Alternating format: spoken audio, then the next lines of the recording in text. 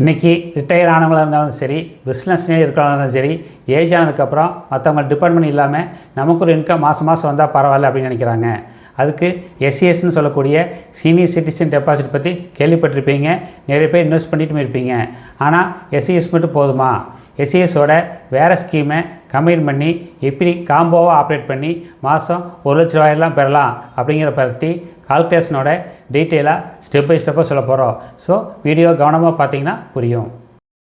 இந்த வீடியோவோட ஃபஸ்ட் ஹாஃபில் எஸ்சிஎஸ்ன்னு சொல்லக்கூடிய சீனியர் சிட்டிசன் சேவிங்ஸ் ஸ்கீமோட ரூல்ஸு, எலிஜிபிலிட்டி, பெனிஃபிட்ஸு, இன்ட்ரெஸ்ட்டு, எப்படி அக்கௌண்ட் ஓப்பன் பண்ணுறது எல்லாத்தையும் பற்றி டீட்டெயிலாக பார்க்கலாம். செகண்ட் ஹாஃபில் இன்றைக்கி சீனியர் சிட்டிசன் டெபாசிட்டில் மேக்ஸிமம் 20,000 ரூபா தான் இன்ட்ரெஸ்ட் கிடைக்கும். இப்போதைக்கு ஓகேனாலும் பின்னாடி பணத்தோட மதிப்பு குறையும் பொழுது நமக்கு எக்ஸ்பென்ஸ் செலவுகள் அதிகமாகும் போது இது பத்தாது அப்படின்னு நினைக்கிறோம். ஸோ எஸ்சிஎஸ் ஸ்கீமோட வேறு ஸ்கீமை கம்பைன் பண்ணி காம்போவாக ஆப்ரேட் பண்ணி எப்படி 1 லட்ச ரூபாய்க்கு பெறலாம் அப்படிங்கிறத இந்த வீடியோவில் கால்குலேஷனோட ஸ்டெப் பை ஸ்டெப்பாக எக்ஸ்பிளைன் பண்ண போகிறோம். வீடியோவை கவனமாக ஸ்கிப் பண்ணாமல் பார்த்தா தான் புரியும். இந்த வீடியோ தகவலுக்காகவும் புரிதலுக்காக மட்டுமே எந்த பரிந்துரையும் அல்ல. We are different. We use my money to make more money. பணத்தை வச்சு எப்படி அதிக பணம் சம்பாதிக்கிறது அப்படிங்கிறத கான்செப்ட். எஸ்சிஎஸ் கவர்மெண்ட் பேக் பண்ணக்கூடிய சீனியர் சிட்டிசனுக்கான கவர்மெண்ட் கேரண்டியோட ஃபிக்ஸடாக ரெகுலர் இன்கம் தரக்கூடிய ஒரு ஸ்கீம் ஆகும். கீ ஃபீச்சர்ஸ் பார்த்தீங்கன்னா கேபிட்டல் ப்ரொடெக்ஷன், பிரின்சிபலுக்கு ப்ரொடெக்ஷன் இருக்குது, ஃபிக்ஸட் இன்ட்ரெஸ்ட் ரேட் கிடைக்கி, கன்சர்வேட்டிவ் இன்வெஸ்டருக்கு யூஸ்ஃபுல்லாக இருக்கும். எலிஜிபிலிட்டி பார்த்தோம்னா தகுதி என்னென்னு பார்த்தோம்னா 60 வயசு முடிஞ்சிருக்கணும் அல்லது 55-60 வயசுக்குள்ளே விஆர்எஸ் வாங்கியிருக்கணும். அப்படி வாங்கினவங்க விஆர்எஸ் அமௌண்ட் வாங்கி 1 மாதத்துக்குள்ளே இன்வெஸ்ட் பண்ணணும். டிஃபென்ஸ் பர்சன் ஆர்மி ரிட்டையர் ஆகிறவங்க 50 வயசுக்கு மேலேயே இன்வெஸ்ட் பண்ணலாம். ஜாயிண்டாக ஒய்ஃபோடையும் ஹஸ்பண்டோடையும் ஆப்ரேட் பண்ணலாம். ஆனால் தனியாக ஆப்ரேட் பண்ணுறது நல்லது. ஏன்னா அவங்க வேலை பின்னாடி அவங்க வேலை அக்கௌண்ட் கூட பண்ண முடியும். சரி, லிமிட் பார்த்தீங்கன்னா மினிமம் 1000 ரூபா, மேக்ஸிமம் 30 லட்சம். 1000 ரூபாங்க மினிமம் தான் வச்சிருக்காங்க. அதுக்கு 1000 இன்வெஸ்ட் பண்ணுற வயசில் லட்சக்கணக்கு இன்வெஸ்ட் பண்ணணும். மல்டிபிள் டெபாசிட் அலவுடு, அதாவது ஒரே மிட்டாக 30 லட்சம் இன்வெஸ்ட் பண்ணலாம், அல்லது 2 5 லட்சமாக பண்ணலாம், அல்லது 5 லட்சம், மறுபடி 3 லட்சம், மறுபடி ஒரு 7 லட்சம், அந்த மாதிரி எப்படி வேணால் பண்ணலாம். Total amount any point of time 30 லட்சத்துக்கு மேலே எக்ஸீட் ஆகக்கூடாது. அதுதான் ரூலு. டியூரேஷன் பார்த்தீங்கன்னா 5 வருஷம். 5 வருஷத்துக்கு அப்புறம் 3 வருஷமாக எக்ஸ்டெண்ட் பண்ணிகிட்டே போயிட்டு இருக்கலாம். Interest rate 8.2%. 3 மாதத்துக்கு ஒருக்கா இன்ட்ரெஸ்ட் டைரெக்டாக நம்ம எஸ்பி அக்கௌண்ட்டுக்கு வந்துடும். எஸ்பி ஜனவரி 1ஆம் தேதி, ஏப்ரல் 1, ஜூலை 1, அக்டோபர் 1 அந்த மாதிரி கரெக்டாக இன்ட்ரெஸ்ட் அக்கௌண்ட்டுக்கு வந்துடும். சிம்பிள் இன்ட்ரெஸ்ட் தான். ஏன்னா வட்டிக்கு வட்டி கிடைக்காது. ஏன்னா வட்டி நமக்கு இன்ட்ரெஸ்ட் கிரெடிட் ஆயிடுது. அது எப்படி காமன் இன்ட்ரெஸ்ட் ஒர்க் அவுட் ஆகிறதுனால நம்ம எப்படி பண்ணலாம் அப்படிங்கிறத அடுத்த கான்செப்ட். சரி, பேங்க்லேயே ஃபிக்ஸட் டெபாசிட் சீனியர் சிட்டிசனுக்கு தராங்க. ரெண்டுக்கு டிஃபரன்ஸ் அப்படின்னு பார்த்தோம்னா எனக்கு ஃபர்ஸ்ட் பேங்க் டெபாசிட் பார்த்தா நீங்கள் 6% 7% கிடைக்குது. இதில் 8.2%, 8.2% இன்ட்ரெஸ்ட் கிடைக்குது. பேங்க் டெபாசிட் இன்சூரன்ஸ் 5 lakhs வரைக்கும் இருக்குது. அதுக்கப்புறம் பேங்க் கேரண்டி. இது கவர்மெண்ட்டாகவே எத்தனை லட்சம் இருந்தாலும் கேரண்டி கொடுக்குறாங்க. இது பேங்க்லேருந்து 10 வருஷம் வரைக்கும் நிறைய பேரில் இருக்குது. இது ஃபிக்ஸடாக 5 வருஷம், அதுக்கப்புறம் 3 வருஷமாக எக்ஸ்டெண்டிங் போயிட்டே இருக்கும்.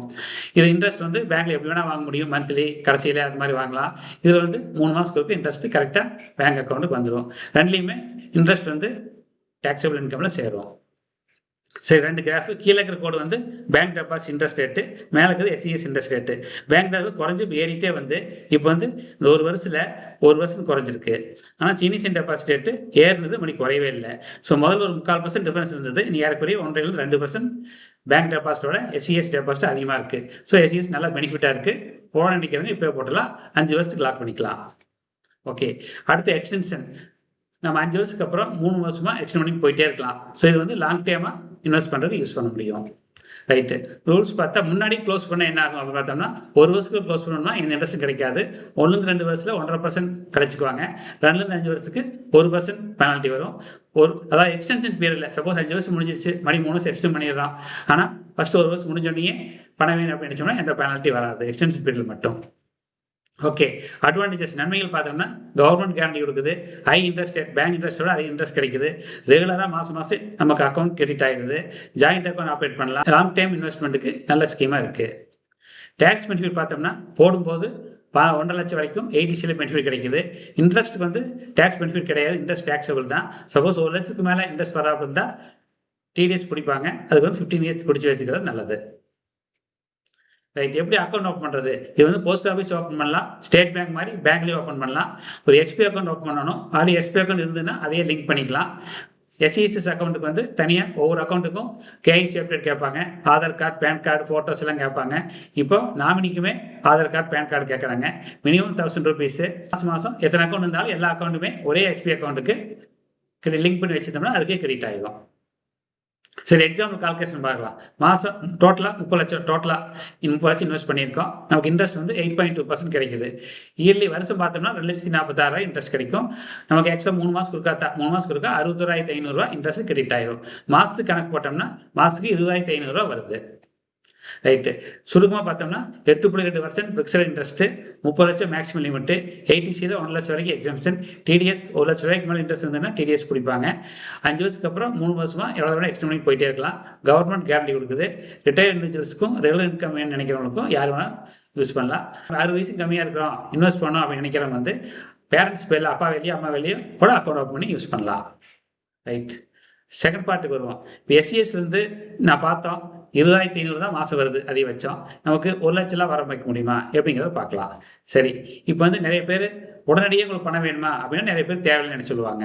அது காரணம் என்னென்னா, அவளுக்கு ஏதோ பென்ஷன் இன்கம் இருக்கும், ஒரு வீட்டு வாடகை மாதிரி ஏதோ ரெண்டல் இன்கம் வரும், ஒரு பிஸ்னஸ் பண்ணிட்டு இருப்பாங்க. இப்போ நிறைய 70-75 வயசு வரைக்கும்லாம் எப்போ பிஸ்னஸ் லைனில் இருக்காங்க. அவங்களுக்கு வந்து இப்போ உடனடியே இன்கம் தேவையில்லை. ரெண்டாவது, நிறைய பேர் பார்த்தீங்கன்னா அந்த இன்ட்ரெஸ்ட் வந்து அப்படியே எஸ்பி அக்கௌண்ட்லேயே லட்சக்கணக்கில் அப்படியே அக்கௌண்ட் இருக்குது.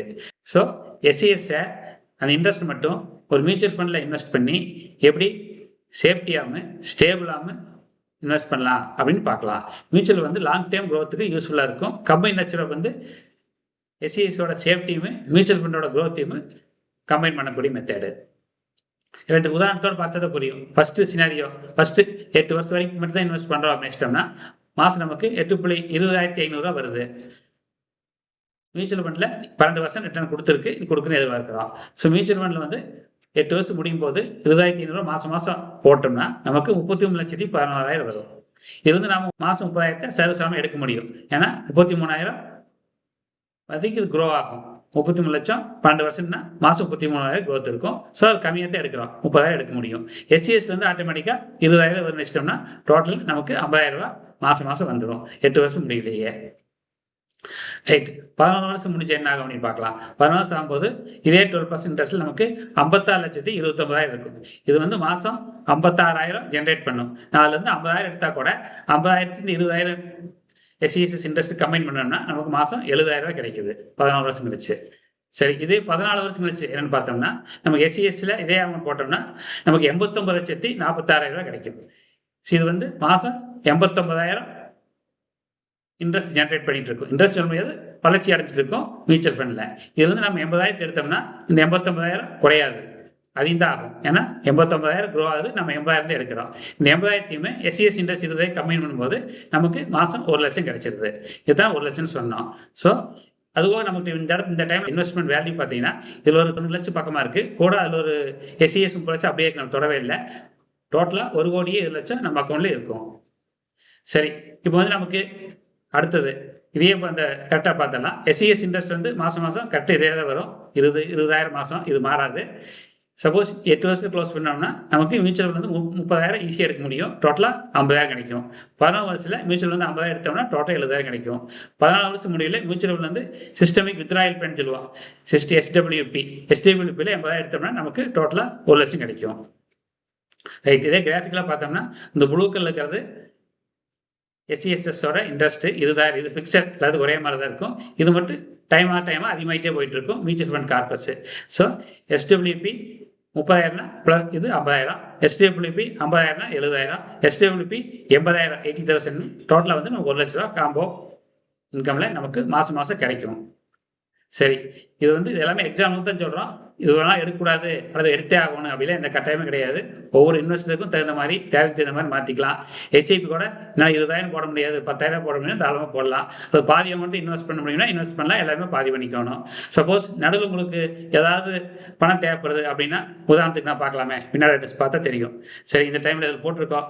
நமக்கு வந்து இப்போ வந்து இதை எடுக்க வேண்டாம், எனக்கு 20,000 மட்டும் போதும் அப்படின்னு நினச்சிங்கன்னா 20,000 மட்டும் எடுத்துக்கலாம். இது அப்படி க்ரோ ஆகிட்டே இருக்குது, அப்படியே இருக்காது.